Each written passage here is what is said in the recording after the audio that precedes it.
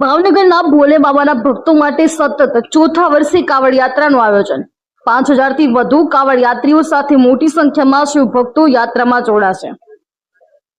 પૂરા ભારત વર્ષમાં શ્રાવણ માસમાં ભગવાન ભોળાનાથની ભક્તિ ઉપાસનામાં લાખો શ્રદ્ધાળુઓ લીન બનતા હોય છે અને પૂરો માહોલ શિવમય બનતો હોય છે।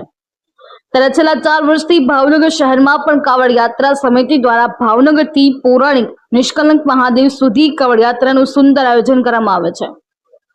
ત્યારે આ વર્ષે પણ દર વર્ષની પરંપરા મુજબ આગામી તારીખ 3 ઓગસ્ટને રવિવાર શહેરના જશોનાથ મંદિર ખાતેથી કાવડ યાત્રાનું પ્રસ્થાન થશે અને તારીખ 4 ઓગસ્ટને સોમવારે વહેલી સવારે નિષ્કલંક મહાદેવના સાનિધ્યમાં આ યાત્રા પહોંચશે।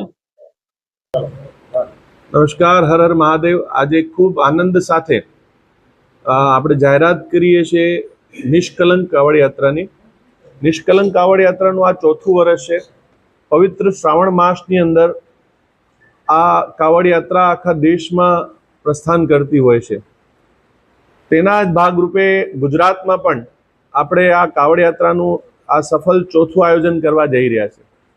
ખૂબ આનંદ છે અને ભગવાન મહાદેવની કૃપાથી આ સરસ આયોજનો થતા રહ્યા છે અને આજે આવનાર સમયમાં થતા રહેશે।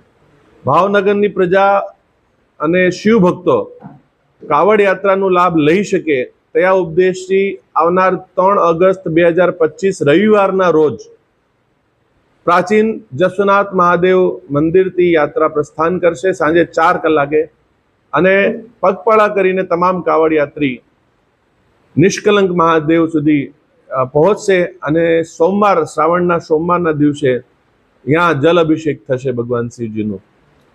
આ કાવડ યાત્રા હવે ગુજરાતના અન્ય શહેરોમાં પણ ચાલુ થઈ ગઈ છે। હિન્દુ ધર્મની અને શ્રાવણ માસની મોટી યાત્રા જે કાવડ યાત્રા છે, મને ખૂબ આનંદ થાય છે કે હવે ગુજરાતના દરેક શહેરોમાં પ્રસ્થાન કરી રહી છે। સાથે સાથે ભાવનગરની અંદર આપણે પ્રાચીન ગંગાદેરી જે મહારાજા સાહેબ દ્વારા સ્થાપિત કરવામાં આવી હતી તેની ગંગા આરતીનું પણ અહીંયા આપણે એક સરસ આયોજન ચાલુ કર્યું છે ગત વર્ષથી। આ બીજું વર્ષ થશે માં ગંગાની આરતીનું। શ્રાવણના પ્રથમ સોમવારે સાંજે 4 થી તૈયારીઓ ચાલુ થઈ જાય અને 6:30 વાગે આરતી થશે। તો શ્રાવણના પ્રથમ સોમવારે માં ગંગાની આરતી કરવા માટે ગંગાજળિયા તળાવમાં ખૂબ સરસ વ્યવસ્થા કાવડ યાત્રા સમિતિ દ્વારા કરવામાં આવી છે। મીડિયાના માધ્યમથી ભાવનગર શહેરના તમામ ધાર્મિક શ્રદ્ધાળુ શિવ ભક્તોને આમંત્રિત કરું છું। સાથે સાથે કાવડ યાત્રા સમિતિના કાર્યાલયનું ઉદ્ઘાટન 13 તારીખ એટલે કે આ રવિવારે સંતો મહંતો સામાજિક રાજકીય આગેવાનોના વરદ હસ્તે થવાનું છે। આ કાર્યાલય ઉદ્ઘાટનમાં તમામ ભાવનગરની પ્રજાને આવવા અને કાર્યક્રમને સફળ બનાવવા માટે સલાહ સૂચન માટે પણ હું આગ્રહ કરું છું, વિનંતી કરું છું।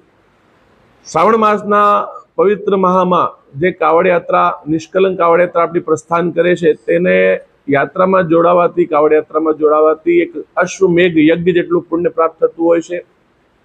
ધીમે ધીમે યાત્રા ખૂબ વિશાળ થતી જઈ રહી છે।